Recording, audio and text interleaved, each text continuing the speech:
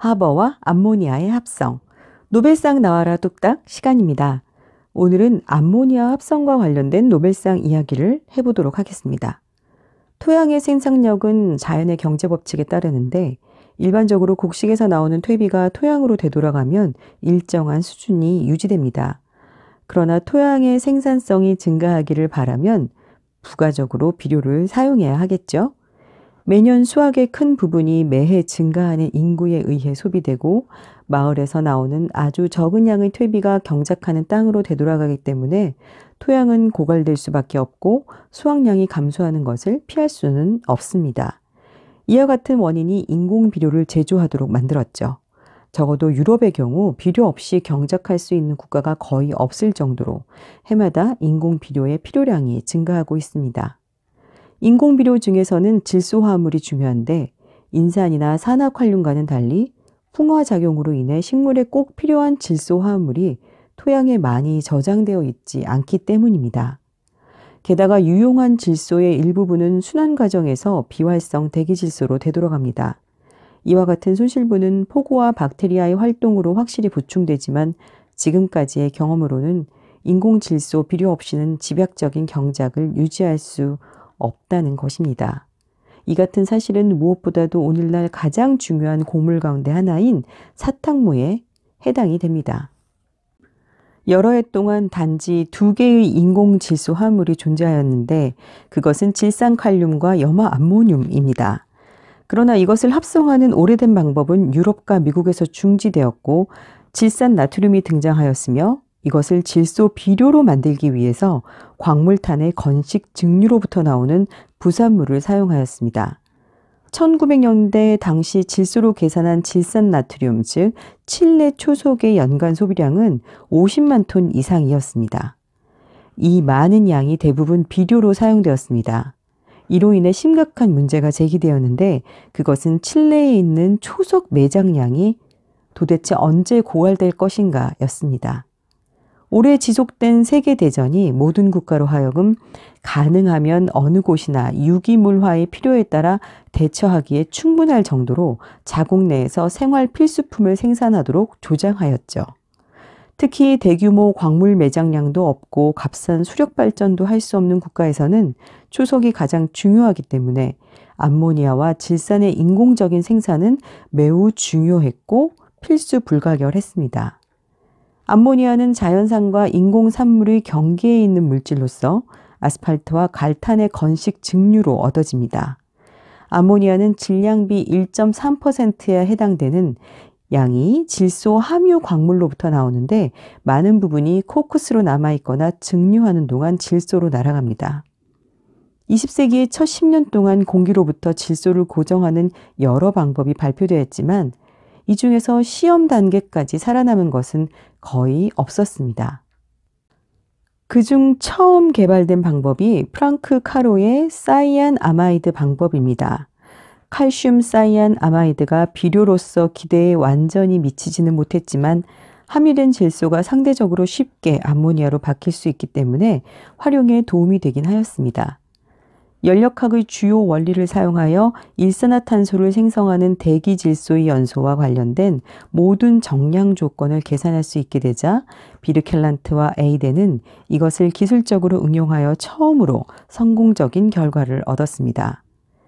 베르틀로와 톰슨의 실험으로 이 결합이 발열 반응으로 일어난다는 것을 증명하였지만 1904년까지 아무도 전기 방전에 도움 없이는 암모니아를 생성하기 위해 질소와 수소의 직접적인 결합을 일으킬 수는 없었습니다.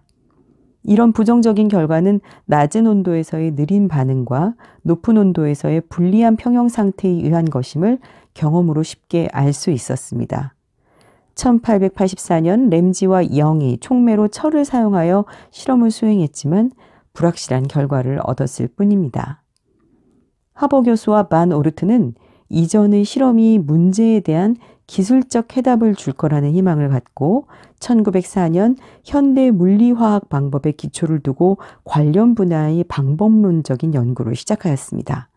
그들은 약 1000도의 온도와 정상 압력에서 철을 촉매로 사용하여 실험하였고 그 결과 평형 상태가 암모니아 합성의 기초라는 것을 처음 실험적으로 밝혀 보였습니다. 1913년 전기화학 잡지에서 하버와 르 로시뇰에 의해 가장 중요하고 실용적인 의미를 갖는 이 문제의 취급 방법이 발견됩니다. 그 논문은 원소로부터 암모니아의 기술적 생산에 대하여라는 제목입니다.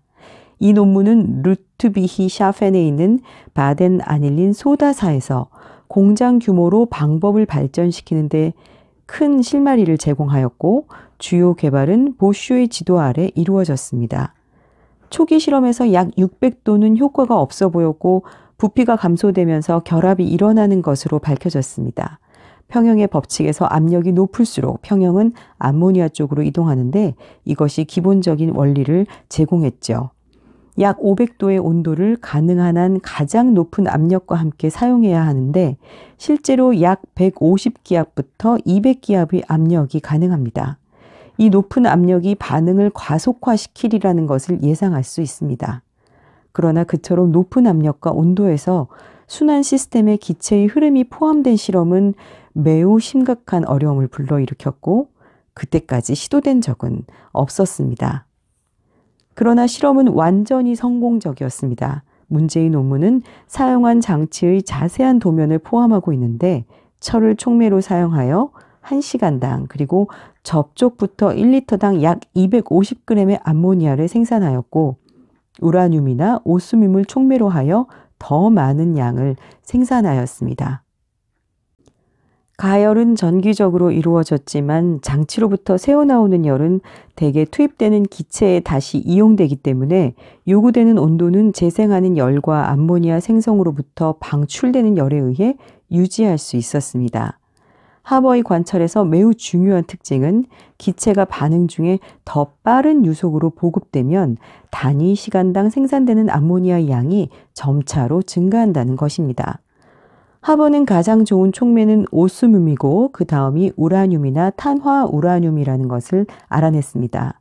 바덴 공장에서 대부분 수행했던 시험에 따르면 촉매 활동은 촉매의 활성 억제제에 의해 감소되지만 산화물이나 알칼리염 그리고 알칼리토 금속에 의해 증가될 수 있습니다.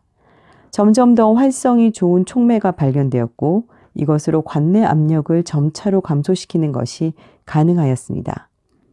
1910년 프랑크푸르트 암마인 근처 오파우에서 처음으로 암모니아 연간 생산량이 3만 톤으로 예상되는 건설 공사가 시작되었습니다. 기본 물질인 질소와 수소는 표준 방법으로 만들어졌습니다. 암모니아 제조 과정에서 전력의 소비는 아주 낮아 암모니아 킬로그램당 0.5kW 이하의 양입니다. 그러므로 연간 약 1만 킬로그램 이상의 질소가 고정됩니다. 반응의 평형 이치와 여러 요소들은 암모니아의 생성열과 비열에 의존하기 때문에 1914년과 1915년에 전기화학 잡지에 연속으로 발표한 여러 개의 논문에서 하버는 이 과정들을 아주 정확하게 확인하기 위해 수행했던 실험들을 광범위하게 서술하였습니다. 하버의 방법은 값싼 수력 전력을 이용하고 독립적으로 작동할 수 있기 때문에 앞으로 모든 국가에 활용될 수 있었습니다. 더욱이 필요한 만큼 적당한 규모로 만들 수 있고 매우 값싸게 암모니아를 생산하고 질산염을 만들 수 있기 때문에 인류의 영양 섭취 향상에 아주 중요한 기여를 하였습니다. 프리츠 하버는 1918년 이 공로로 노벨 화학상을 수상합니다. 지금까지 노벨상 나와라 뚝딱이었습니다.